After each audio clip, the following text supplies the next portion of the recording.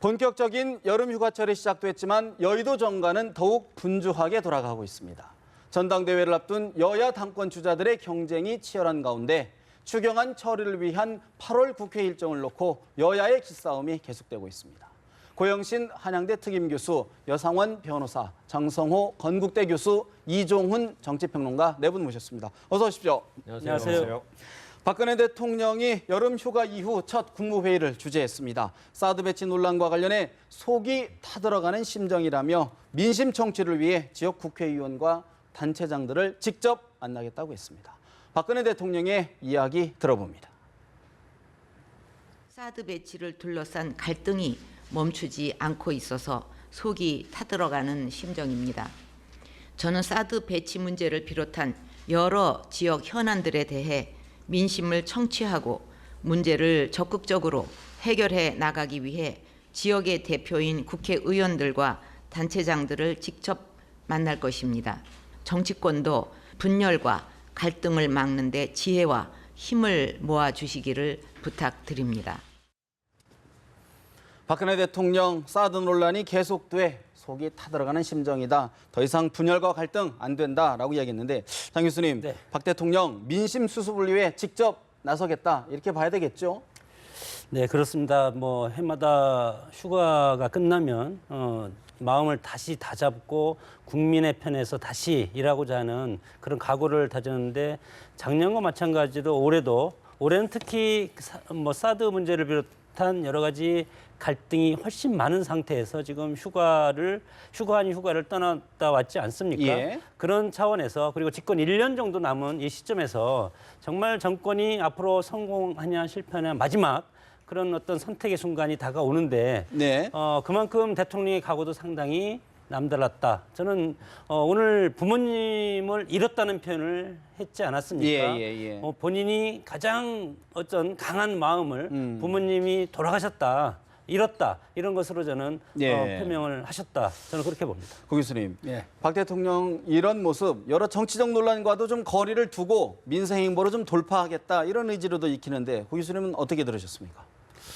뭐 민생이라기보다는 사드와 우병우 두 현안에 대해서 원칙대로 본인이 결심한 대로 정면 돌파하겠다는 그런 각오를 펴려간 것 아닌가. 특히 뭐 사드 문제에 관해서는 정치권뿐만 아니라 국민 간에도 많은 논란이 있는 것이고 특히 뭐 사드 우병우 이런 문제로 인해서 대통령의 지지율이 31%대로 이렇게 추락을 한 상황이고 특히 TK 같은 경우 이 집권 이후 처음 네. 30%대까지로 이렇게 추락한 부정적인 상황에서 여론이 대통령으로서는 자신의 그런 속 깊은 결심이랄까 이것을 국민들한테 분명히 전달을 하되 합리적 이성적인 것보다도 말하자면 감성적으로 또 정서적으로 접근하는 그러니까 부모님의 그런 아픈 경험까지를 이렇게 애로 들어서 접근함으로써 어쨌든 이 사드 문제는 국가와 국민의 안위와 관련된 문제다. 이 점을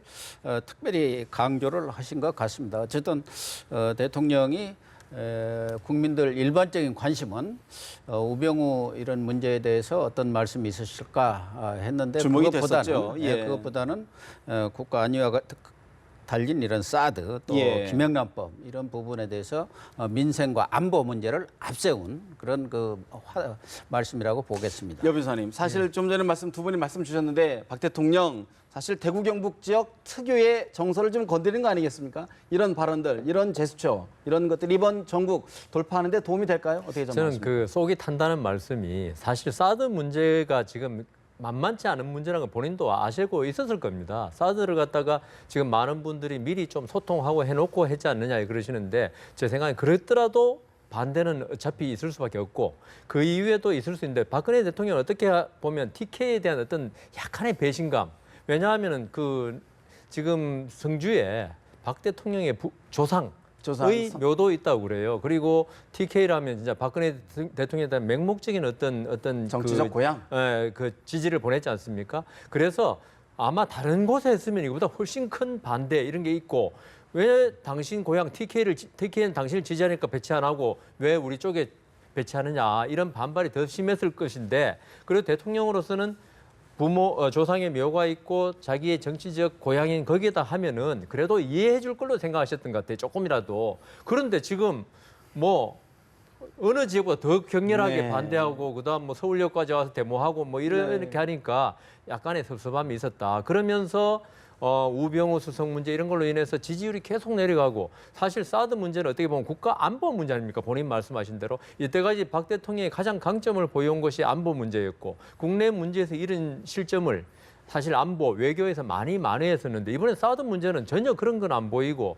믿었던 고향에서마저 배신감을 느꼈다. 예. 배신이 아니고 예. 배신감을 느꼈을 것이다. 이런 데서 이런 말씀이 나오지 않았나 그렇게 그런 생각합니다. 부분들이 어느 정도 돌파가 되는 돌파구 계기는 될까요? 어떻게 전망하십니까? 이번에 저기 만나는 거요? 만나고. 아까 그는 전 고 교수님 말씀대로 네. 지금 이거는 이성적 과학적 문제로 풀어갈 수 있는 그걸 넘었다는 거죠.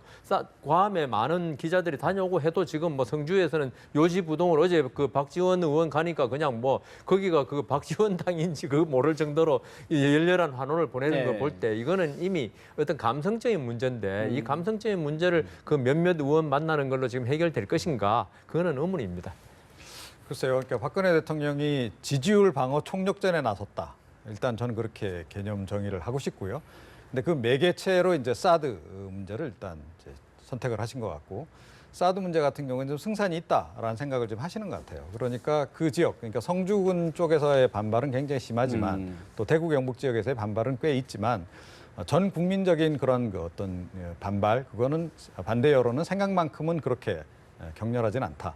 자, 그렇다면 이제 정면 돌파를 통해서 이걸 이제 해결을 해야 되는데 역시 가장 중요한 것은 그 지역 정치인이다라고 이제 보는 것 같고요. 제가 보기에는 굉장히 지금 정확하게 지금 보고 있고 이제 거기에 대해서 어떻게 보면 이제 수술에 들어가는 이제 네. 그런 과정이다라고 좀 보는데 이번 그 사드 문제 특히 저 지역에서 이슈화되는 과정들을 보게 되면 그 지역 정치인과 자치단체장이 오히려 더 앞장서는 그런 모습을 좀 보여왔거든요. 그동안에. 그러니까 사실은 이제 지역 주민들이 막 이렇게 흥분을 해서 시위를 하고 또 이렇게 막 그 격앙된 감정들을 쏟아놓고 하면 예. 그 지역 정치인들이라든가 자치단체장들이 중간에 다루기는, 나서서 네. 매개체 역할을 하면서 사실은 중앙정부와 이 지방정부 간의 의견 조율도 하고 지역 주민과의 의견 조율도 하고 또 합리적인 대안 제시도 하고 그래야 되는데 사실은 지금 그 기능을 거의 못하고 있거든요. 그런데 그런 부분에 대해서 아마 그 지역 정치인들에 대해서는 박근혜 대통령이 분명히 좀 배신감을 느꼈을 가능성이 높다. 사실은 본인이 상당히 지지를 해줘서 정치인들로 자치단체장으로 또 네. 국회의원으로 만들어줬는데 당신들이 이제 와서 결국은 날 배신하느냐라는 생각을 분명히 했을 것이다. 지역 주민들에 대해서 그런 생각을 하셨을 가능성은 전 적다고 보고요. 그래서 일단 이 부분을 좀 해결하지 않으면 네. 지역 민심도 다잡는 게 불가능하다라는 판단을 내리신 것 같고 그래서 이제 이렇게 이제 나서는 것 같은데요. 전 뭐 지금 어차피 이렇게 된 바에는 필요한 과정이긴 하다. 라고는 생각을 합니다. 그런데 사실은 조금 때늦은 감이 없잖아 있다. 더 일찍 사전에 좀, 네. 사드 배치와 관련해서 결정하고 난 다음에 사전에라도 사실은 이 지역 정치인들하고 미리 좀 이렇게 암암리의 소통을 좀 정지 작업이 좀 해왔더라면 있어야 되는데 사전 정지 작업을 했더라면 뭐 사실은 이 지금 같은 이런 격렬한 그 시위 같은 건 좀 막을 수 있지 않았을까 그렇게 생각을 합니다. 아까 그 말씀하신 거 있지 않습니까? 지금 그 정치인하고 만나면 좀 그 부분에서는 저는 아까 좀 부정적이라는 게 네. 이분들이 지금 반대하는 게 있죠. 어떤 국가 전체적인 그 입장에서 반대하는 한 거 것이 그건 아닐 것이다. 아니고, 네. 각자 도생. 박근혜 대통령의 이유를 생각할 수밖에 없는 게 지역 정치인들 아니겠습니까? 이런 입장에서 박근혜 대통령이 어떤 설득을 하더라도 본인 입장에서 지금까지 스탠스를 돌리기는 힘들 것이다. 네. 그래서 제 생각에는 박근혜 대통령이 물론 일정 부분 효과는 있겠지만은 큰 효과는 없을 것이다. 그런 생각이 듭니다. 네. 뭐 이게 이제 뭐 제도적인 측면에서 보면 지방자치제를 실시하고 있지 않습니까? 예. 지역적으로 신공항 같은 경우는 핀비 현상이고 그리고 이번 사드 문제는 님비 현상 소위 말해서 이런 건데 이거와 관련해서 지역 주민들과 같이 갈 수밖에 없는 것이 지역 단체장들이라고 봅니다. 이렇게 봤을 때 뭐 지역 주민들과 이거와 떨어질 수가 없고 예. 물론 지역 주민을 설득하면 단체장들은 당연히 따라오고 단체장을 설득해도 지역 주민이 따라올 수 있는 가능성이 많고 다만 이 사드 문제와 관련된 것은 시간이 필요하다. 보상 문제도 충분히 앞으로 협의를 해야 될 것이고 그리고 앞으로 그 환경의 영향이라든가 건강이라든가 여러 가지 환경적인 문제도 주민들이 충분히 납득할 수 있는 정부의 확고한 그런 모습이 필요하다고 봅니다. 알겠습니다. 한 말씀만 더 붙이면 과거에 세월호 사건 나왔을 때 대통령이 팽목강에 가셨습니다. 예. 가셔서 뭐 주민 대표들도 만나고 유가족들도 만나고 그랬습니다만은 결과가 그렇게 썩 바람직하게 나오지는 않았던 것 같아요. 그렇다 한다면 이번에도 뭐 단체장이라든가 의원들 그분들이야 뭐 대통령 만나면 뭐라고 하겠습니까? 또 국가적 자원에서 뭐 협조하겠다고 하지만 그분들이 또 지역민들과는 예. 또 괴리가 있을 수가 없는 그런 또 정치적 현실이 있기 때문에 이거는 만나는 거야 뭐 당연히 하셔야겠지만 철저히 준비도 하고 예. 가시기 전에 소통을 충분히 관련자들과 소통을 통해서 어느 정도 정지 작업을 하고 가셔야 효과가 나지 무조건 내려갔다가 만약 대통령까지 거기서 또 딴소리가 네. 나오고 무슨 시위가 벌어졌다 이렇게 되면 어떻게 되겠습니까? 어느 시점에는 박근혜 대통령도 성주를 가야 된다고 생각하십니까? 그거 가야죠. 분명히 가야 된다. 네. 알겠습니다. 사실 사드 논란에 관련해서는 국민의당이 반대의 선봉에 나서고 있는 것 같습니다. 아까 여 변호사님 말씀 주셨는데 어제 국민의당 지도부 또 의원들 경북 성주를 방문했는데 환대를 받았죠. 박지원 비상대책위원장의 이야기 잠시 들어봅니다. 대통령께서는 사드 배치를 당장 철회하시든지 아니면 당신 혼자만 고난을 벗삼지 마시고 이 문제를 국회와 함께 풀어야 할 것입니다. 우선 그 첫걸음으로 대통령께서 성주를 방문해 성주 국민의 목소리를 들어주실 것을 제안드립니다. 어제 저는 성주에서 사드를 반대하는 성주 군민과 대한민국 국민 그리고 국민의당을 외부 세력이라고 한다면 반대를 인정하지 않는 박근혜 정부가 오히려 외부 정권이라고 지적했습니다. 박지원 비대위원장, 박근혜 대통령이 성주를 방문해 목소리를 들어야 한다. 국민의당까지 외부 세력이라고 할 것이냐라고 hir난을 했습니다. 이 박사님, 네. 국민의당의 사드 강경 행보 어떻게 평가하십니까? 그러니까 나름의 노림수가 있는 거죠. 그러니까 사실은 국민의당이 이번 사드 문제와 관련해서는 야당 중에서도 좀 유별나게 선명성을 지금 강조하고 있는 그런 그 상황 아니겠습니까? 더불어민주당보다도 오히려 더 진보적인 그런 그 스탠스를 취하고 있는데 전 크게 두 가지라고 보거든요. 예. 그러니까 가장 우선은 그 호남 지역에서 그 더불어민주당의 추격을 당하고 있는 상황. 그 상황을 이제 빨리 반전을 시켜서 원래대로 호남에서의 지지 기반을 좀 더 확고해야 하는 그런 필요성이 있는 거죠. 그런데다가 이게 좀 상황이 전개되는 것을 보니 대구 경북 지역 민심도 예전 같지 않다. 자, 그럼 이쪽에서도 조금 지지 기반을 좀 확장을 해볼 수 있지 않을까? 그런 여지가 생긴 거죠. 그 여지를 역시 박지원 위원장은 파고든 거다. 그렇죠. 파고들었고 제가 보기에는 이제 이 부분이 이제 정치력이 좀 있는 부분이라고 볼 수 있는데 그렇다고 해서 TK 지역 전체가 갑자기 뭐 국민의당 지지로 돌아선다거나 그럴 것으로 생각하지는 않습니다. 아마 본인도 그렇게 생각할 거예요. 예. 그런데 사실은 지난 총선 과정에서 TK 지역도 그렇고 PK 지역에서도 그렇고 영남 지역에서도 비례대표 같은 경우에는 국민의당 표가 의외로 좀 나왔었거든요. 자, 거기에다가 이번에 성주군까지 만약에 잡는다면 굉장히 훌륭한 교두보가 될 수 있다.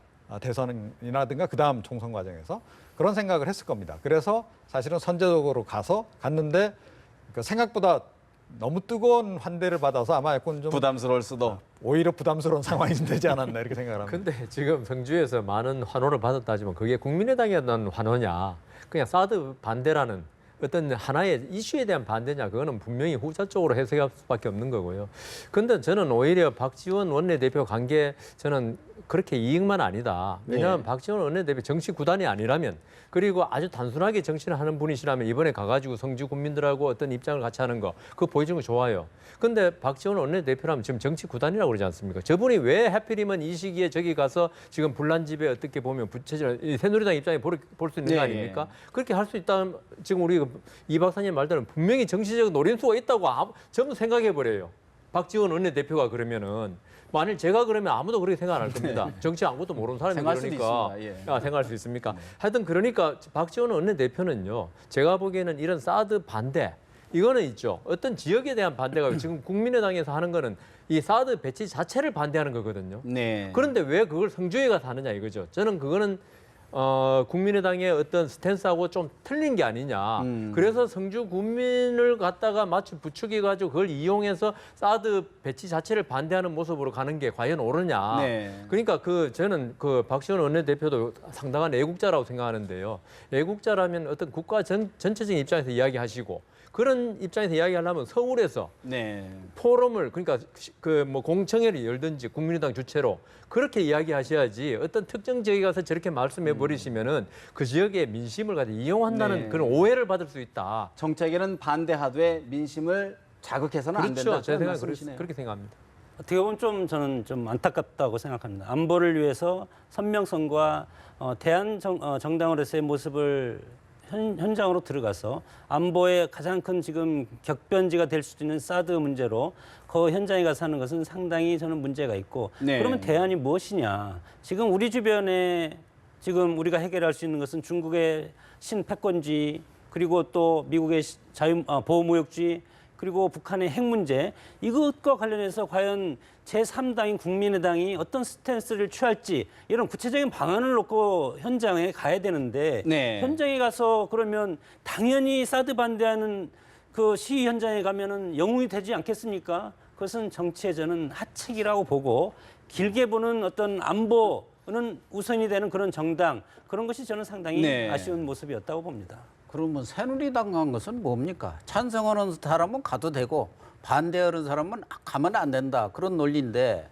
이 사드 문제에 관해서는 야당은 또 야당의 입장이 있는 겁니다. 그렇기 때문에 정부가 하는 것에 대해서 이 사드에 대한 배치에 대해서 뭐 정치권도 그렇고 일반 국민 간에도 찬반이 많이 네. 있어요. 논란의 여지가 있다고요. 국가 안보를 어떤 시각으로 보느냐. 거기에 차이지 국가 안보와 자체를. 안위를 다 팽개치고 정치적 이득만 노리겠다는 사람은 막 우리 국민도 그렇고 정치권도 나는 없으라고 봅니다. 그러면 또 야당은 야당의 입장이 있고 자기 논리가 있는 거예요. 그러면은 정부는 정부대로 하되 그런 부분을 잘 또 수렴도 하고 또 이것은 어차피 중국과 미국과의 또 패권 국제 경쟁. 정치적 관계가 있기 때문에 그걸 또 야당을 그런 입장을 가지고 또 협상이라든가 이런 것에 또 지리트로 이용할 수가 있는 게 정부의 역할일 겁니다. 그것 자체가 야당이 왜 국가 안위에 대해서 반대하느냐, 거기에 대해서 왜 딴지를 거느냐 이렇게 접근한다면은 새누리당은 뭘로 가서 거기 가서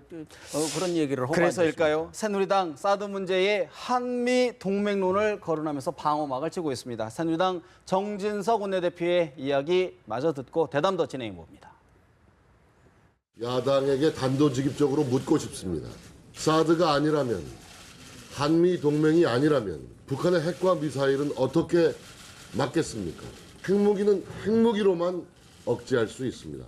그래서 비대칭 전력이라고 불립니다. 미국의 핵 우산은 자동적으로 펼쳐지지 않습니다. 한미 양국 간의 확고한 신뢰가 전제되어야 합니다. 그런 상황에서 야당이 사드 배치에 반대하는 것은 한미 동맹을 훼손하는 일입니다.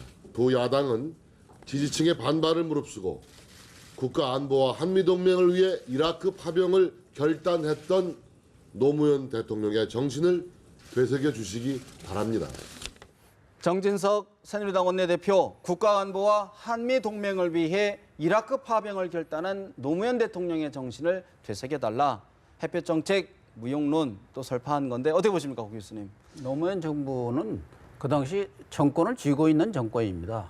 그렇기 때문에 야당하고는 입장이 현재 국민의당이 처한 입장하고 다르고 국민의당이라든가 뭐 더불어민주당은 좀 다릅니다만은 햇볕 정책을 승계한 DJ 네. 햇볕 정책의 적자로 스스로 생각하는 겁니다. 그렇기 때문에 이 사드가 들어와서 한반도가 다시 신냉전 시대로 가고 지금도 남북 관계 사실은 DJ가 만들어놨던 그런 남북 관계의 그런 경색 국면이 완화된 그런 상황이 지금 더 악화되고 있기 때문에 네. 국민의당의 입장에서는 이런 사드 배치가 결과적으로 그 득실을 따질 때 오히려 실이 더 크다는 그런 판단 판단을 아니겠습니까? 한 거고. 그런 판단에 의해서 지금 서울에서도 지속적으로 그런 문제들에 대해서 제기를 했고 국제 정치학적 측면에서 국민의당이라든가 야당 정치인들이 목소리를 내왔기 때문에 네. 물론 뭐 정부가 또 박근혜 대통령이 추진하고 있는 사드의 불가피성에 대해서도 상당수 국민들은 또 동의를 하고 있거든요. 그런 부분에 대해서 어떻게 중심을 잡아가느냐 이런 논란은 쉬쉬쉬쉬해서 덮을 게 아니고 이성 이성적 합리적인 자리를 만들어서 충분히 논의를 통해서 어떤 공감대를 형성해내는 것도 또 정권이 해야 할 일인 겁니다. 네, 그런 측면에서 정 교수님, 사실 지금 정지성 원내대표는 한미 동맹론 결국 불가피한 것 아니냐 이런 이야기를 주장하고 있는 것 같은데 이미 대탕트가 이루어져서 냉전이 깨졌지만 저는 이미 신냉전 체제가 도래했다고 봅니다. 국제적으로 보면 미국과 중국의 패권 전쟁이 이미 시작되었고 그리고 국제적인 어떤 영토 분쟁이라든가 과거사 문제가 이미 분쟁이 격화되고 있고 이런 상황이었을 때 우리가 과연 우리의 안보를 누구를 통해서 지킬 것이냐. 이미 북한은 우리가 핵을 포기하고 NPT에 가입하고 한미 상호 방위 조약을 체결할 때 북한은 그때부터 이란에서 핵실험이 시작된 그 후에 북한에서 핵을 준비해서 지금 5차 핵실험까지 지금 갈 직전에 있지 않습니까? 예. 이런 상황에서 정말 아까 얘기했던 비대칭 전력을 우리가 스스로 핵무장을 해서 방어를 해야 되는데 우리가 핵을 만들기 위해서는 NPT를 탈퇴하고 어떤 자유무역 체제에서 우리가 핵무장을 하기 위해서는 NPT 탈퇴한 어마어마한 그런 국제적인 부담. 체제 이것은 불가능하다고 봤을 때 과연 북한의 핵을 우리가 누구의 무기로 갖다가 방어를 할 것이냐. 미국밖에 없지 않습니까? 그러면 중국이랑 같이 붙어서 하겠습니까? 중국은 정치적으로는 북한과 혈맹이라고 봅니다. 국제적으로 봤을 때. 그러면 우리가 일본이랑 같이 해서 북한과 적대하겠습니까? 그러면 예를 들어서 사드 문제 우리가 미국 우리 다 떠나라. 그러면 과거의 에치슨 라인처럼 보면 사실은 미국에서는 일본만 다 가지고 있어도 대륙, 소련과 러시아와 중국을 커버할 수가 있는 그런 지형적 위치인데 네. 사실 동아시아에서 중국은 남한이 있다는 것이 상당히 지금 큰 부담 아니겠습니까? 이것을 지금 걸고 넘어지는데 우리가 이런 중국의 패권 전략에 말려들 필요는 없다. 결국은 한미 동맹이 불가피한 현실적 선택 아니냐라는 말씀이신데 네. 제가 조금 전에 이제 박근혜 대통령이 지지율 방어 총력전에 나섰다. 사드 문제를 매개로 해서 그렇게 이제 말씀을 드렸는데요. 대통령이 지금 그렇게 총력전에 나선 상태에서 새누리당이 뒷짐지고 있을 수는 없죠. 그러니까 대통령을 지지하기 위해서라도 일단 총력전에 힘을 합쳐야 되는 그런 게 있고요. 또 당내 지금 여러 상황을 보더라도 이 사드 이슈가 이슈화가 더 되는 것이 도움이 된다라는 판단을 저는 분명히 하고 있다고 어떤 생각합니다. 측면에서 그렇습니까? 예컨대 지금 전당대회에서 새누리당 특히 친박계가 지금 원하는 건 뭐죠? 친박계 대표 아닌가요? 그 친박계 대표 만들기 지금 총력전 차원에서도 이 사드 이슈는 굉장히 도움이 된다라고 보는 겁니다. 야당과의 그 어떤 차별성을 확실하게 하면서 그래도 역시 대통령을 확고하게 지지해 줄 수 있는 친박계 대표가 되는 것이 맞다라는 방향으로 지금 이제 몰고 가고 있는 그런 그 상황이다. 정치적으로 그렇다라고 이제 봅니다. 그러니까 국민의당은 국민의당의 이해관계에 따라서 사실은 사드 문제를 지금 이제 불을 지피는 것이고 새누리당은 새누리당 관점에서 지금 불을 지피는 그런 상황인데 지금 여전히 더불어민주당은 애매한 그런 그 지금 이제 그 스탠스를 취하고 있는데요. 전략적 모호성. 그것도 지금 나름의 전략인 것이죠. 왜냐하면 이 사드 이슈 같은 경우는 지금 잘못 발을 들였다가는 시간이 지나면 지날수록 야권이 불리해질 가능성이 굉장히 높습니다.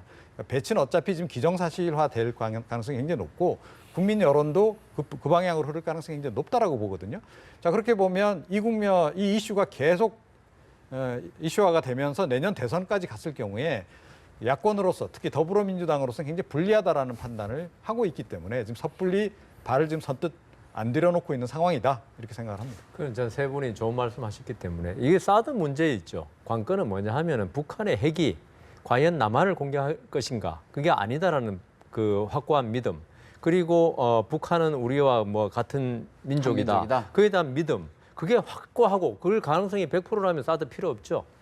그렇지만 지금 우리는 그걸 갖다가 북한은 신뢰할 수 없는 이웃으로 생각하고 있지 않습니까? 그리고 중국은 있죠. 중국의 이제 외교 문제, 그 중국과의 외교 문제 때문에 계속 사드 문제에 대해서 많은 이야기를 하는데 중국은 여기에 대해서 한국이다 할 말이 없는 국가다. 중국이 북한을 그 핵을 억제했으면은 이런 문제가 안 생겼거든요. 네. 우리 정부도 계속 내세운 게 중국의 어떤 핵 억지력 이게 실행 안 되기 때문에 우리 지키기 위해서 한다는 거기 때문에 이 부분에서 국민적인 어떤 그 여론이 어떻게 되느냐. 네. 예, 북한에 대한 태도가 우리 적국이다 아니다. 그다음에 북한의 핵이 어떤 목적이냐, 미국 공격의 목적이냐, 한국 공격의 목적이냐 이에 대한 우선 국론이 정리돼야지 이게 결론이 나지. 결국은 사드 배치는 북한이 어떤 선택을 하느냐가 좌우할 것이다라는 것으로 정리를 해보고요. 사실 박근혜 대통령 오늘 국무회의에서 논란이 되고 있는 김영란법에 대한 헌법재판소의 합헌 결정을 존중한다고 말했습니다. 또 경제에 미치는 충격도 최소화해야 한다고 말했습니다. 박근혜 대통령의 발언 좀 더 들어보겠습니다. 이번 헌재의 결정은 우리 사회의 오랜 부패 관행을 이제는 끊어내야 한다는 사회적 공감대를 확인한 결과라고 생각합니다. 청탁금지법의 근본 정신은 단단하게 지켜나가면서도 경제에 미치는 부정적 영향을 최소화하는 것이 지금 정부에 주어진 중요한 책무입니다. 박 대통령 헌법재판소의 결정 존중한다면서도 방점은 충격 최소화 쪽에 찍힌 것 아닌가 하는 생각이 드는데, 여 변호사님 법률 전문가신데 김영란법 시행 앞두고 경제 충격 최소화를 위해서 뭔가 좀 시행령 변경 있을까요? 어떻게 보십니까? 저는 있어야 된다고 생각합니다. 있어야 있을 것인가 된다. 말 것인가 아니고 그리고 있죠. 저는 3만 원, 5만 원, 10만 원 계속 이야기하는데 아예 김영란법을 하려면 3만 원, 5만 원, 10만 원 000으로 가야죠. 접대하지 3만 마라. 원은 괜찮고 왜 5만 원은 안 됩니까? 이거는 사실 법리적으로도 안 맞는 거죠. 그리고 있죠. 우리 국민들이 많이 오해하실 수 있는 게 법원의 판단, 대법원의 판단, 헌법재판소의 판단이 나오면요. 이걸 그냥 도덕적으로 옳은 걸로 생각하시는데 법적인 판단은 도덕적인 판단과 별개입니다. 도덕적으로 아무리 옳아도 법적으로 나쁠 수가 있고 그 반대의 경우도 있거든요. 이 때문에 헌법재판소에서 김영란법이 합헌이라 그랬다 해서 이 법이 과연 우리 사회의 실정에 맞느냐 틀냐고 전혀 별개 문제입니다. 그건 법리적으로 이 법이 위헌성, 위헌성이라는 거는 형평성, 법률의 어떤 그 강제성, 보충성 이런 게 없다는 거지. 이 법이 우리 사회에 적합한 법이다. 가장 적합한 법이고 우리 사회를 깨끗하게 만들기 위해서 이 법만이 필요한 것이다. 이거는 아니라는 겁니다. 이 법이 헌법재판소 판단하는 거는요. 이 청구인들이 이 법의 위헌성에 대해서 판단한 거지. 이 법이 우리 사회에 가장 지금 필요한 법이냐. 그리고 우리 사회를 맑게 하는 데 필요한 법이냐. 이 부분에 판단을 내는 게 아니라는 거죠. 이 때문에 제 생각에는 대통령이라는 직책은 있죠. 우리 사회가 법적으로 잘 움직이고 법에 어긋난 사람 없게 만드는 직책이 아니고요. 우리 국민을 모두 잘 살게 하는 그중에 그러면서도 깨끗한 사회가 되는 이런 나라를 만들어준 게 대통령이거든요. 이 때문에 두 가지 목적을 다 달성시켜야지 어떤 우리가 그 법이라는 목적 달성을 위해서 한쪽을 희생시켜도 좋다. 이건 아니라고 봅니다. 그럼 고쳐야 된다 그러면 예를 들어서 더불어민주당에서 이야기하는 상한선을 좀 높여야 된다. 그런 취지의 말씀이십니까? 현실에 좀 맞게? 저는 금액에 대해서는 아까 좀 전에 말씀드린 바와 같이 금액이 그거는 농축산협회 이런 데서 그 농민들이 많이 이야기하는 거고 이 법의 어떤 정신을 살리기 위하면서 어떤 우리 경제에 피해는 없는 쪽으로 그리고 우리 많이 하지만 언론이나 사학기관 지금 합헌 나왔지만 저는 아직도 그 부분에 대해서는 저는 납득을 못 하고 있습니다. 왜냐하면은요 예를 들면 회사에 구매 담당자 있죠. 이 사람도 한 10년 근무하면 그 부정 많이 합니다. 그런 사람은 괜찮다는 말입니까? 그런 사람이 납품업체한테 그 전심 얻어먹으면 그건 괜찮습니까? 그게 그 회사의 어떤 기본을 잘못 만들고 그 회사가 잘못되면 우리 그 회사에서 월급 받아 먹는 근로자 그 가족들이 전부 고통을 받습니다. 파생되는 여파가 그러니까 적지 않다. 그런 형평이 서로 어긋난다는 거죠. 그런 취지에서의 어떤 고침, 변경, 개정이 필요하다. 그런 말씀이시군요. 어떻게 보십니까?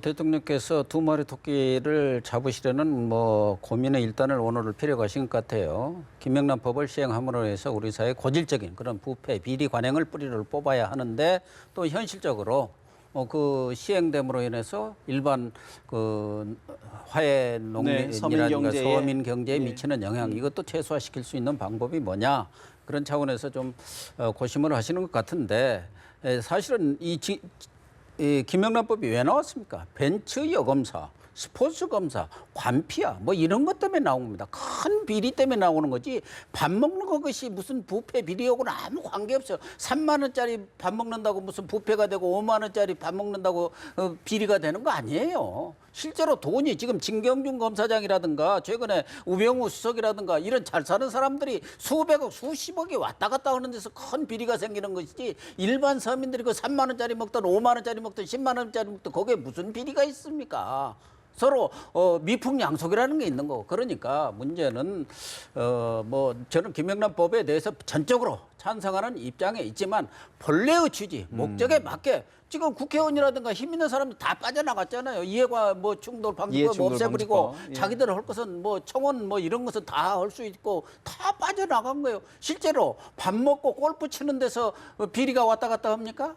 그건 뭐 그냥 미풍양속 차원이고 진짜 돈은 지난번엔 최근에서 일어난 것처럼 이런 네. 스폰서라든가 법조 뭐 비리들. 벤처 여검사라든가 뭐 관폐라든가 그런 데서 큰 돈이 왔다 갔다 하고 국민들이 거기에 지금 실망하고 박탈감을 느끼고 있는 거거든요. 그런 부분이 없어지 않은 거예요. 본질을 봐야 된다. 본질이 아니고 지금은 350이 그건 결까지다. 김영란법의 전부인 것처럼 돼 있는데 이 350은 아무 관계없는 일반 서민들이에요. 그냥 밥 먹고 살기 위해서 뭐 이렇게 식당 하는 분들 또 화훼농가 농축산물 네. 이런 거란 말이에요. 왜 그런 사람들이 피해를 보냐 이거예요.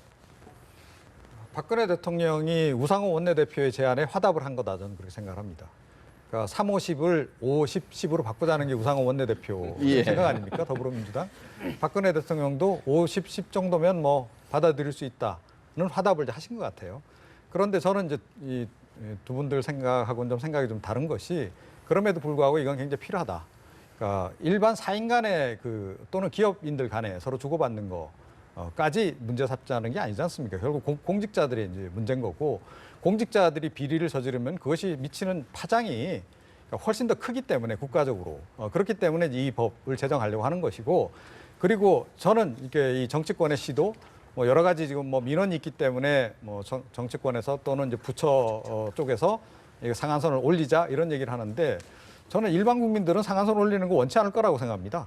네. 그러니까 공무원, 언론인 또 뭐 사립학교 교원들한테 접대를 해야 되는 국민들 입장에서는 국가가 아예 고민 없이 딱 정해주는 그 상한이 있으면 사실은 별로 고민할 필요가 밥 한 끼 없단 말이죠. 3만 원도 비싸다. 그런 예, 말씀이시군요. 그렇습니다. 그리고 아이고 3만 원짜리 밥이 그렇게 간단한 밥이 아닙니다. 사실은 점심 때 식당에 다녀보면 그리고 가능하면 저녁에 안 만나야죠. 저녁에 만나는 게 문제 아닙니까? 왜 공직자들이 자꾸 저녁 때 다른 민원인들을 만납니까? 네. 저는 그것부터가 문제이기 때문에 3, 50 전 전혀 개인적으로 문제가 없다.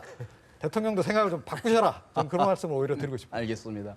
장 교수님 어떤 의견이십니까? 아니 공무원들이 낮에 일을 열심히 하니까 밤에라도 시간을 내서 초과 근무 수당이라도 받아야 될 텐데 하여튼 명분과 현실 사이에 갈등이 있는 것은 사실입니다. 아까 우리 고 박사님 말씀하셨지만 미풍양속까지도 이것이 이제 해칠 수가 있는 이제 네. 그런 경우가 생기는 거고 서로 의심할 수도 있고 벼룩 잡으려다 초과상간 다 태운다는 말이 있지 않습니까? 그것은 이제 서민들 특히 네. 농축산 낙농 화훼 이런 분들이 피해를 입을 가능성이 상당히 크다.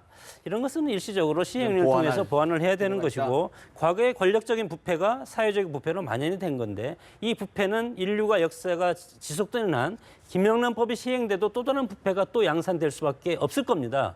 그것은 인류가 걸어온 길이다. 걸어온 길이 아니고 앞으로 지속되는 한 예. 부패 스캔들은 같이 갈 수밖에 없는 것이 어쨌든 뭐 그걸 또 인류의 막는 역사이기 때문에. 게 또 우리 인류가 또 해야 될 일. 그래서 그걸 막기 위해서 이제 또 다른 아이디어를 만들어서 법을 만들어 놓으면 그 법을 피해서 또 부패가 나오고 그걸 또 막고 이런 것이 인류의 역사라고 봅니다. 그리고 제가 한 가지만 더 보태겠습니다. 예, 예. 뭐 농수축산 관계자분들께서 굉장히 반발을 많이 하신다 그러는데요.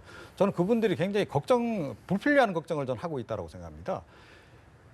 그러니까 단위가 큰 선물 세트 판매는 줄겠지만 아니 일반 국민들이 공무원들 이런 거 접대할 돈 서민들 입장에서 그 돈이 절약이 되면 네. 결국 어디다 쓰겠습니까? 자기 가족들한테 쓰겠죠. 가족들 그동안 못 먹었던 한우고기 사 먹고 공직자들한테 그동안 좀 일하기 위해서 사업 성사시키기 위해서 어쩔 수 없이 접대했던 거 그 돈 아껴서 네. 아니, 친지들 가족들한테 그 돈 풀 거 아니에요. 결국 그 소비는 다 된다. 저는 그래서 너무 걱정하지 않으셔도 된다고 생각합니다. 일단은 좀 예. 해보고 그렇죠. 부작용이 나타나면 좀 예. 고쳐보자라는 쪽으로 수렴이 되는 것 같고요. 사실 어제 권익위가 국회의원들의 쪽지 예산 이거 청탁 아니다라고 유권해서 그랬거든요. 우리 법률 바로 전문가시니까. 여기서 제가 김영란법을 반대하는 게 저는 뭐 선악을 떠나서 법 체계의 그 균형성이 안 맞다, 통일성이 안 맞다.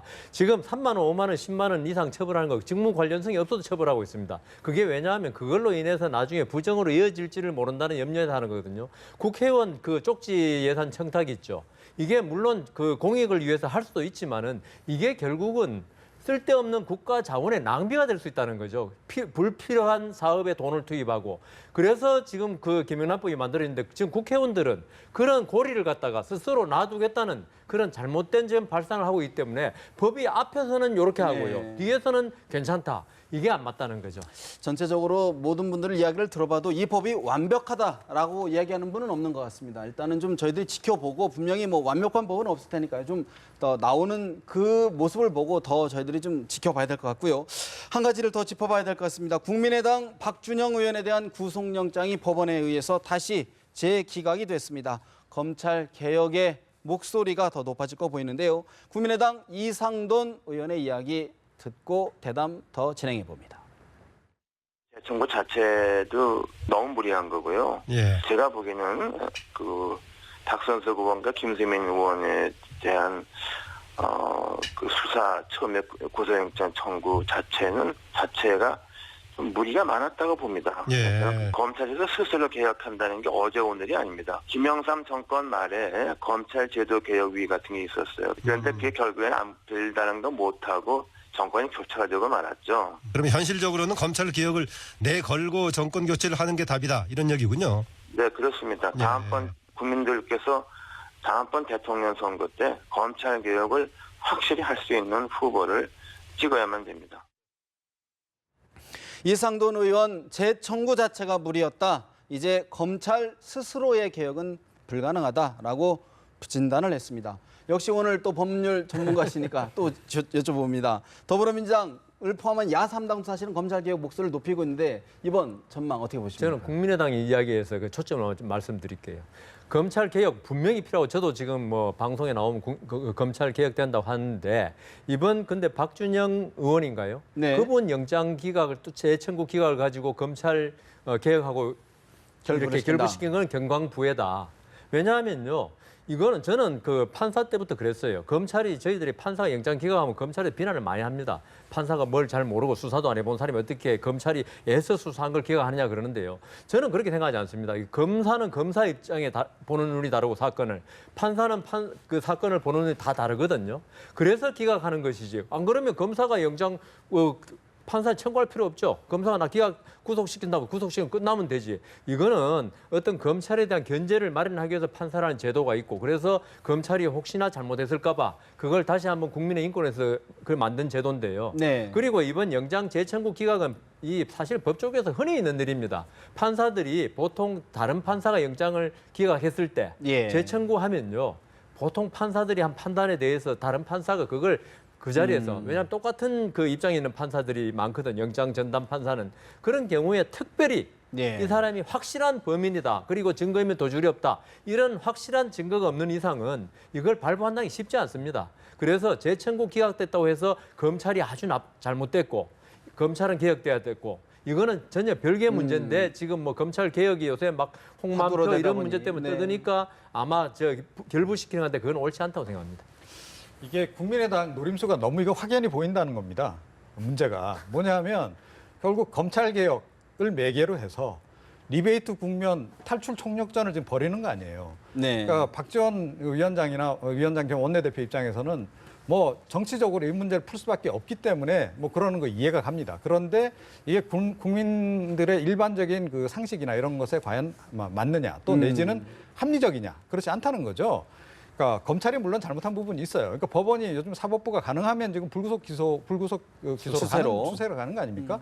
그런 상태에서 과거 관행처럼 계속 이제 구속으로 어떻게 해보려고 하는 것, 그 시도의 자체에 대해서 사법부가 좀 견제를 좀 하는 그런 측면에서 이해를 해야 되는 거고요. 네. 그리고 아니 이게 무슨 불구속 기소한다 그래서 죄가 없어지는 게 아니지 않습니까? 네. 마치 죄가 없어지는 듯이 자꾸 이렇게 과대 포장을 하고 검찰 개혁으로 자꾸 몰고 가려고 하는 것, 예. 그것도 국민들 눈에 보기엔 너무 이렇게 확연하게 좀 보이기 때문에.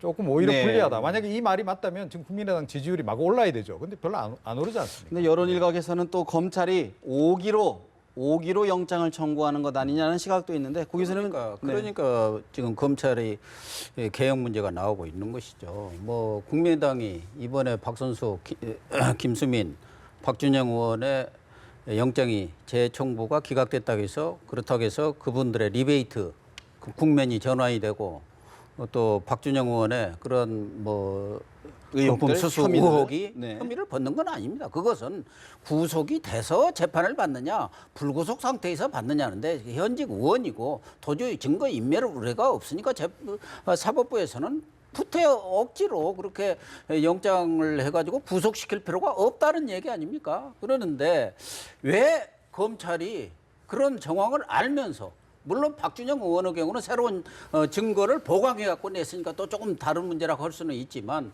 뭐 박선수 의원이나 김수민 의원의 경우 그 사람들이 뭐 죄가 없다는 게 아니고 이미 그것에 대해서 새로운 증거 보강이 안 된 상태에서 내 가지고 그 기각을 당하냐 이거예요.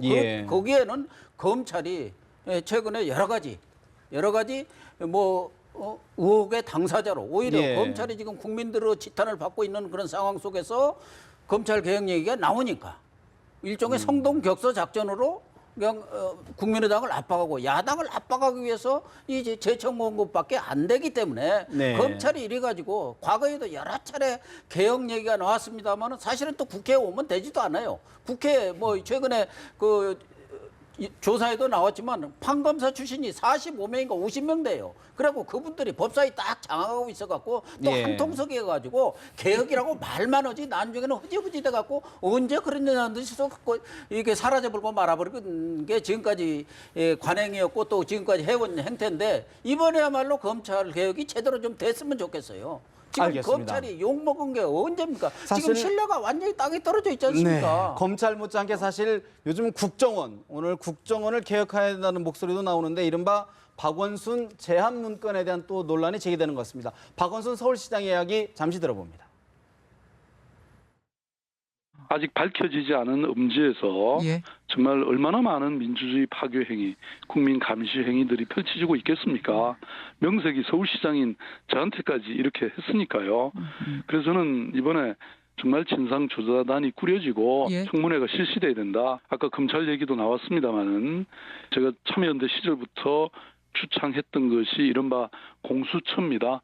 왜냐하면 이게 셀프 개혁이라는 게 본래 될 리가 없지 않습니까? 고위 권력 기관들을 수사하는 독립적으로 수사하는 그런 기관들이 만들어져야 된다. 뭐 고양이에게 생선을 맡길 수는 없죠.